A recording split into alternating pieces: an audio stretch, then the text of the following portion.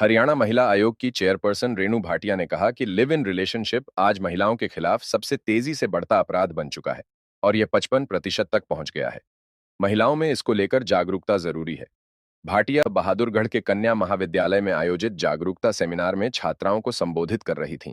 उन्होंने हरियाणवी कलाकार अंजलि राघव के साथ मंच पर पवन सिंह द्वारा की गई हरकत को बेहद गलत बताया और कहा कि यदि अंजलि राघव शिकायत करती हैं तो आयोग कार्रवाई करेगा। भिवानी की शिक्षिका मनीषा की मौत के मामले में रेणु भाटिया ने कहा कि चाहे यह हत्या हो या आत्महत्या, दोषियों के खिलाफ सख्त कार्रवाई होनी चाहिए। कार्यक्रम में छात्राओं को पॉक्सो एक्ट, साइबर क्राइम और महिला अधिकारों के प्रति भी जागरूक किया गया। रेणु भाटिया ने कहा कि हर कॉलेज और संस्थान में इंटरनल कंप्लेंट कमेटी का सक्रिय होना अनिवार्य है, अन्यथा जुर्माने और सजा का प्रावधान है।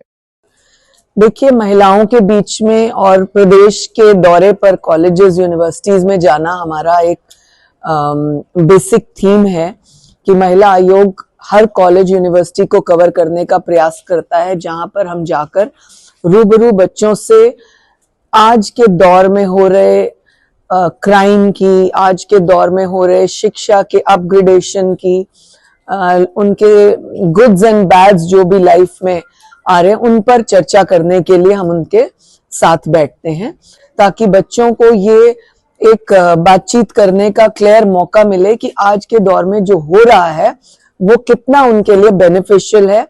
मोबाइल का प्रयोग सबसे अधिक आजकल होता है, उससे कितना क्राइम बढ़ रहा है, ये सारी बातें हम इन बच्चों के साथ करते हैं। और विशेष तौर पर मेरा फोकस आजकल जो सबसे अधिक क्राइम है, मेरे हिसाब से 95% क्रॉस कर गया है, वो है लिव इन रिलेशनशिप। तो उसके ऊपर मैं बच्चियों को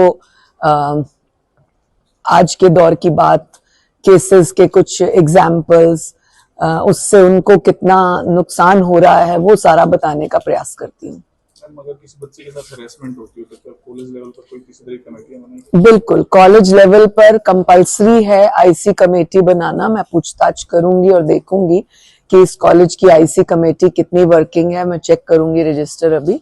और पूरे हरियाणा में नहीं, पूरे देश में ये कंपल्सरी है, एक लॉ है कि अगर आपके यहाँ आईसी कमेटी नहीं है या डिस्ट्रिक्ट में कमेटी नहीं है तो आपको 3 साल की सजा और जुर्माना भी हो सकता है। तो ये यहाँ के डिस्ट्रिक्ट एडमिनिस्ट्रेशन से मेरी मुलाकात है दोपहर बाद, उनको भी हम इस चीज के लिए पूछताछ करेंगे।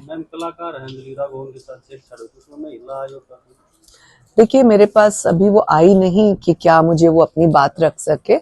अगर किसी के साथ ऐसा होता है, अनहोनी बात घटती है, छेड़छाड़ होती है या कोई भी इस तरह का रिलेशनशिप में प्रॉब्लम आती है, मैं हर व्यक्ति को कहती हूँ कि अपनी बात को सामने रखो।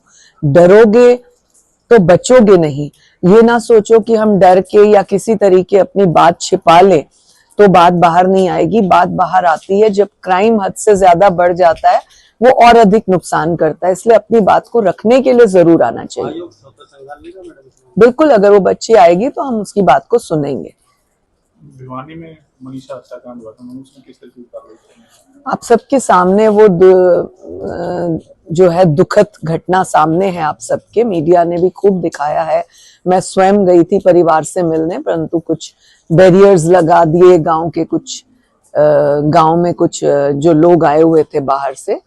लेकिन जो आत्महत्या की बात सामने आई, जो सबूत सामने पुलिस ने निकाले, उन चीजों को देखते हुए लगता है कि हमें बच्चों को समझाने की, समाज को और अधिक जो है क्लियर करने की बहुत जरूरत है।